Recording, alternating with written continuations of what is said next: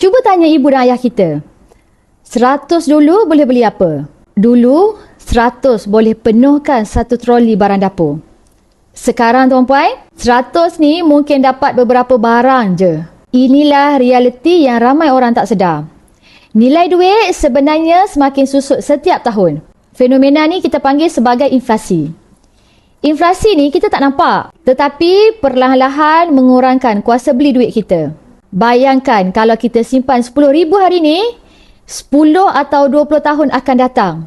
Nilai RM10,000 tu mungkin tak mampu beli perkara yang sama seperti hari ni. Sebab tu ramai yang dah mula alih simpanan mereka kepada simpanan emas. Sebab mereka tahu, emas ni sudah lama dikenali sebagai aset yang menyimpan nilai dalam jangka masa panjang. Dan sejarah menunjukkan dalam tempoh 20 tahun, harga emas ni meningkat secara purata sekitar 10% setahun. Inilah sebabnya emas sering digunakan untuk melindungi nilai kekayaan daripada inflasi. Orang yang faham tentang keuangan biasanya, dia akan simpan duit untuk kegunaan harian.